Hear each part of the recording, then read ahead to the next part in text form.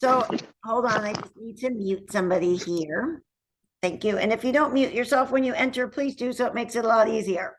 So going forward, one of the biggest things I want to remind everybody, and this has seemed to have been an ongoing problem this first quarter, is most of the time when we go to contract, we wait until towards the end of the contract for the buyer to bind their insurance. I never, ever suggest this. I suggest that you get that insurance quote. And if you do not have an insurance person, I have a few that'll send you the quote over, usually within the hour. Might want to do it even as you're putting the offer in. And this way you have it well in advance. They still have time to shop for it, but we know at least this is the price we can get. Can they get it for lower? That may be a possibility. And the reason I'm saying this is our lenders a lot of time allow for a certain amount when they pre-qualify that. And depending on where that buyer's ratios are, it could throw them out of whack. Now, anyone who's done business out in West Boca, especially, there are a lot of wood framed houses. I'm looking in East Del Rey right now for myself, and there's a lot of wood frame houses. I will give you a perfect example. I had an agent come to me just past couple weeks, and they bind their insurance in the last week, about 5 days prior to closing. Well, the lender had used it a typical amount, thinking that the insurance was going to be $3,000 to $4,000 on the house for the annual rate. But folks, it was not. It was a wood framed house. And guess what the quote was? It was $25,000 for the year. So guess what happened to that contract? It blew the ratios off. The buyer didn't qualify, and the deal's falling apart. So right at the very start, do your buyers a favor and get that quote initiative. If you are the listing agent, if anyone's ever stumbled across one of my listings, I go ahead and get the quote at the time I took the listing, attach it in the MLS as an attachment. And then this way, when I'm getting offers, I'm making sure that the lender is using my quote to qualify them.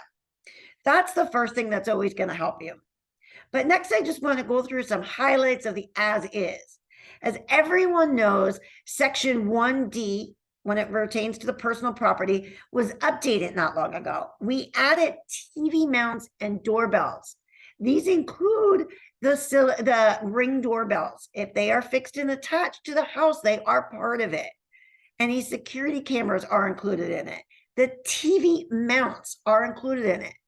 You do not want to be going through a walkthrough and come and behold that they took the TV mounts off, and which aren't very expensive, but the buyer is now upset because it leaves gaping holes in the wall, and the property is not in the condition that it was when they went to contract. So be sure you're alerting your sellers of this.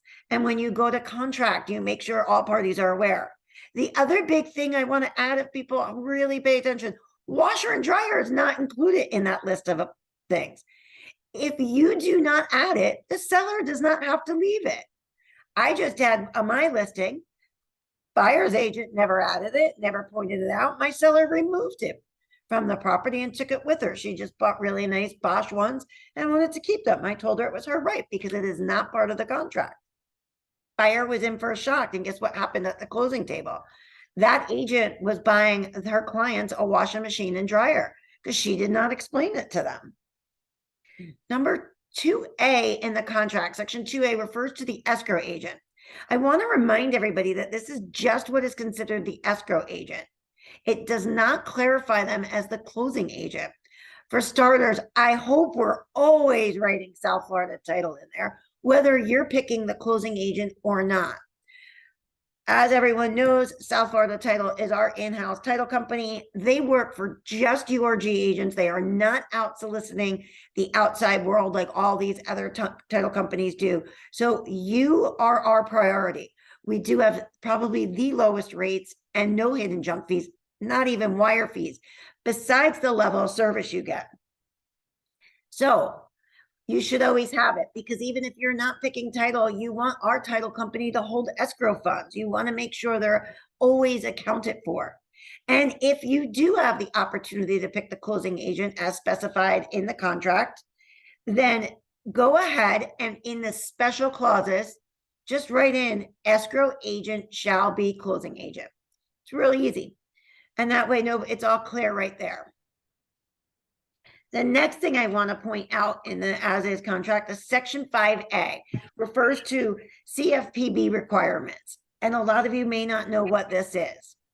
But what the CFB requirements are, hold on, I'm going to beat somebody, is that 3 days prior to funding, there's TRIT requirements that disclosures have to be signed by the borrower. So if we have any finance deal, you should be adding this to your checklist. 4 days prior to closing, confirm with the lender. Have the disclosures gone out to satisfy TRIT requirements? Because if not, if you noticed in there, that 3-day rule, it automatically extends the closing date. So part of your job as the listing agent or buyer's agent is to make sure that the seller is doing this. This is where I always say that communication is essential throughout it. You should be communicating with that lender on a regular basis anyway, but make sure it's gone out. Not to call anybody out saying they don't do their job, but sometimes they rely on processors to send it out, and sometimes it can get overlooked. So making sure 4 days prior that it goes out so we can fund. Doesn't mean it, so you always want to make sure that we can fund. Another issue that has come up more than 3 times this first quarter. If you have a property that has a lease on it, and the lease is going to remain in effect past the closing date, and the tenant is staying in place, please be 100% sure that you have checked off Section 6B of the contract. This states that there will be a post-occupancy by a tenant and that you've provided copies of the lease. Just be sure that that's checked. We've had it come up more than once. People fail to check that because it's just not normal, and then it causes major issues. Section 8 is our financing. Most of us pretty much feel that we know this. However, there's a couple things I don't think every agent realizes that it says in there. One, obviously, we all know that the loan commitment now goes ahead, and the loan commitment also includes the appraisal, which prior to it changing, it did not. 30 days is a really long time, so you should be cutting that down when you make an offer or when you accept an offer. 30 days is just ridiculously long. Most are going into underwriting, and turnaround times are 24 to 72 hours. They only have 5 days to do an application. So more than that, but once again, because it includes the approval, always make sure with the lender that they can get that done within that 10 to 14 days. If you're using certified home loans, I can get it done within those 10 to 14 days. So always just check on that. But here's where it gets really interesting, and most agents miss this part. It states in Section 3 of it that it requires the buyer to give written notification to the seller prior to the loan extension's expiration. So all that needs to be done is that you need to send an email. We have loan approval. If you do not do that and we go past it, it is deemed that loan approval has been removed. But here's where most people don't understand their contracts. If you go down to Section V of it, it clearly states if the buyer fails to give that written notice, the seller can cancel within 3 days of the expiration period. The buyer gets the refund done, but the seller can cancel the contract. Now your buyer has paid for inspections, they've hired moving companies, they're ready to go, and the seller has the right to cancel. And guess what? They've used it because they've gotten better offers in post that and waited and have used it to their advantage. So be 100% sure.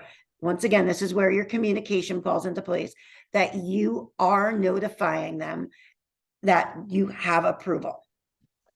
Now, people ask me about what it is, property-related conditions of a loan.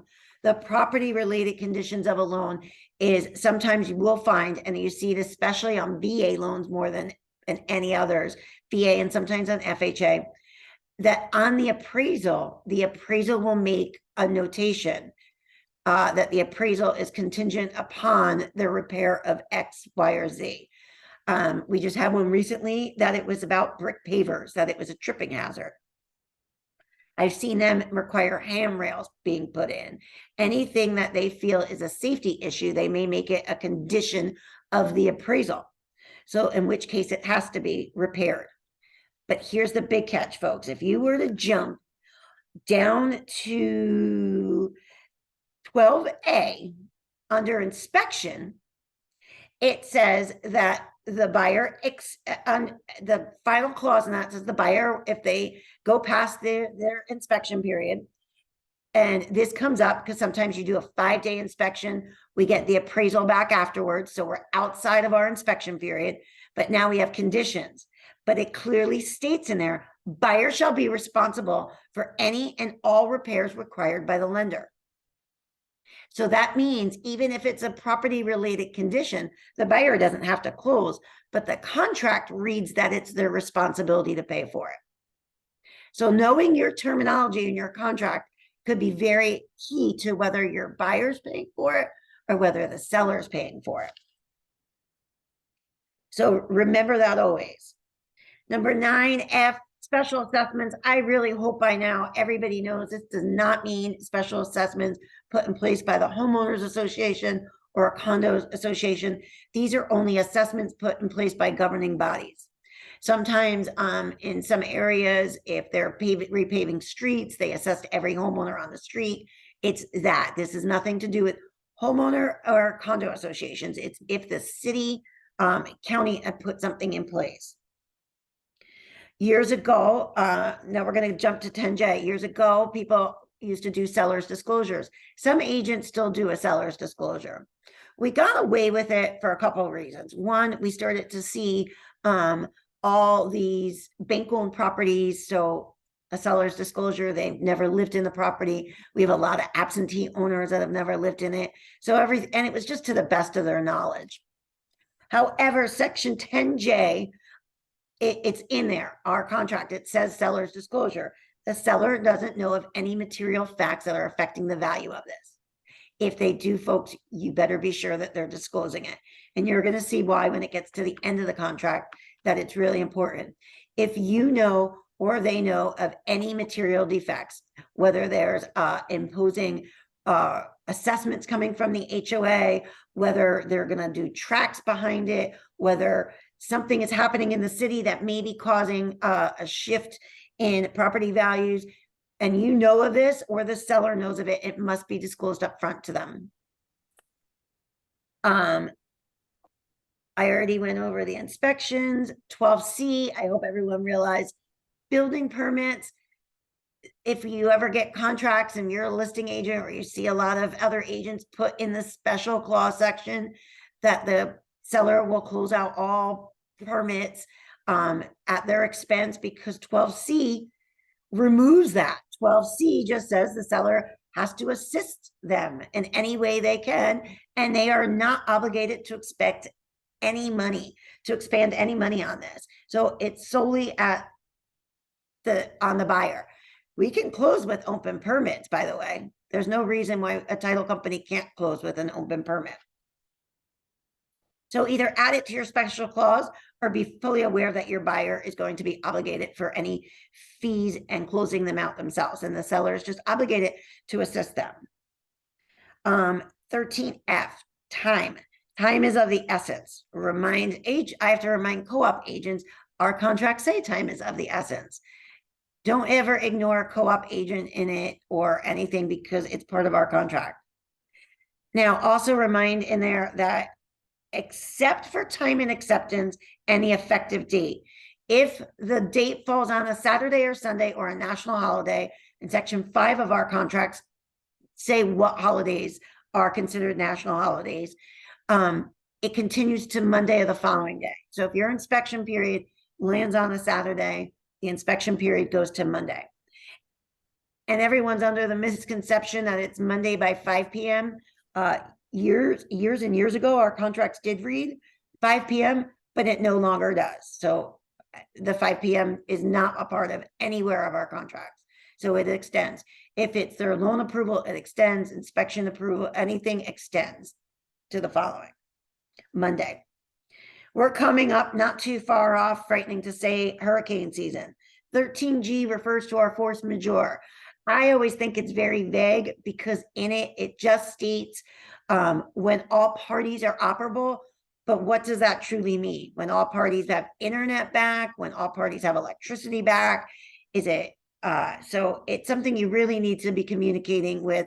And if we do have anything, you might want to get an extension signed or pauses in the contract ahead of time just to preempt it. If we get close to that and we ever get in those threats and you're not sure, reach out to me. I'll be happy to help you. And when I talked to you earlier, just earlier about the part of the seller's disclosure and why it's really important, if anyone took time to read section, I think it's 18X, it says buyer's waive of claim. It says basically that the buyer cannot make any claims against the licensee or the seller about anything related to the property at closing or after closing, except if it is something that they did not disclose that affects the material value of the home. Not only can they go after the seller, they can go after you because you didn't disclose it as well. So always make sure that if you know of something, it is fully disclosed. Especially agents are coming to me saying that these associations, condos and homeowners, mostly condos, at meetings, they discuss, we are going to need new roofs. We'll probably be doing an assessment in the near future. They don't know the amount. They don't know when, but we know it's going to be out there. So you need to disclose it once you know of that. And it's in the minutes, and usually every resident knows about it. And we're seeing it also because of what happened down in Miami with the buildings. A lot of these high rises are having to have people come out, engineers, and re-examine their building. And there could be the threat of any known assessments coming. So just disclose that. We don't know. It's been discussed. It's never been said. They don't know if it's a year from now, 5 years from now, if it's $1, if it's 20,000, but it could happen in the future. Section 19, just always make sure your addendums are checked. And then obviously in your special clauses is where you can write in things. One thing I suggest never to put in there is if you are adding in an appraisal contingency. If you're adding in an appraisal contingency, I always suggest doing it on a blank addendum because we don't need that contingency to come into effect. So if they're willing to pay $5,000 over, we don't need it until the appraisal actually comes in. We don't need to make it part of the contract. Go ahead and have it signed, but use a blank addendum. Another reason why I'm going to stress this is our appraisers get our contracts. They get it right up front. We don't ever want them to see that the buyer is willing, at least I personally don't, to pay above appraised value because it may make them think that this property isn't going to appraise out. And remember, when it comes to appraisals, I know I have an appraiser on this call, but really an appraisal, the true definition is an opinion of value. It's an opinion of value, so I don't want anything that could possibly sway an opinion of value. Also, I didn't mention if there's ever including anything besides the washer and dryer in the sale of the home, if they're going to throw in a dining room table, the fire pit, patio furniture, do not put that as part of the contract. The lender will probably kick it off because you're adding it as value to the contract. On a different addendum, you can say that the buyer is, or the seller is leaving at no cost to the buyer. It's not included as part of the sale. They're just committing to leave it at no fee. So it's like they're donating it. Once we put it in that first section as property included, it becomes part of the sale, it becomes part of the purchase price, and your lender will probably kick it back because they don't lend on furniture or possessions. And we are seeing this a lot now because we are seeing a lot of people sell their Airbnbs because worried about the economy, or for whatever reason, it's not making the amount they thought it would make, or they're just want to cash out and take the equity on it. So with these Airbnbs, they're selling it fully with everything turnkey. But all you want to do is do an addendum that says the seller is leaving this at no fee to the buyer. They're not charging them for it. Or they can bring them something outside of closing for furnishing, but it does not become part of the contract. And if you're doing that, I'd probably make a really good inventory list too. A couple other little things I want to go over. If you're missing an initial on the bottom of one of the pages, this has come up, it does not change the effective date. A missing initial would not, missing addendum would, because it's part of the contract. So if you don't have the homeowner's addendum at the time, and a lot of times agents have come to me, oh, they missed the signature line on page 12 of the contract, but they signed everything else. A missing signature absolutely changes the effective date of the contract. Initials, not so much. They signed the contract. That's what makes it binding. If they missed an initial on the bottom of page 6, it does not change an effective date. But please be sure you get that, because title will need that. Everyone will need that. Another big thing, I've just had a couple agents that took listings, went to contract, and when they took their listings, or even if you're representing a buyer, you go and you see in the tax rolls, it's under the name of an LLC. Please double check with SunBiz and make sure that whoever name is the officers are signing. And if you've got more than one officer, all of them need to sign. It's just as if you had more than one seller on it. If it is in the name of a trust, you need to get a copy of the trust. Once again, to make sure the right person is signing, and to make sure the trust reads that if somebody has passed, sometimes they place it in a trust to alleviate probate. But if it wasn't done correctly, it may need to go through probate. And that could take months. Most probates are probably about 3 to 6 months, if not longer, depending on any other assets or if it's challenged. So go ahead and collect that right away. If you take a listing, get it. Title's going to need it anyway. You can send it over the South Florida title and make sure with Laura, hey, this is a copy of the trust for the listing I just took. Does it need to go through probate or not? Are the right people signing? If you do not know how to read a trust correctly, ask somebody who does. Either ask myself or ask Laura at South Florida Title. Same thing if you are writing the offer and it says it's in the name, you're going to go ahead and say, ask that listing agent. Always make sure that they're doing their job. Do you have a copy of the trust? My title company is going to need it as soon as we go to contract. So make sure that they have it up front too. Because I've had ones where they sit there and nobody has a copy of it. And then, of course, they have to go, and it was never recorded down at the county. So then it becomes an issue.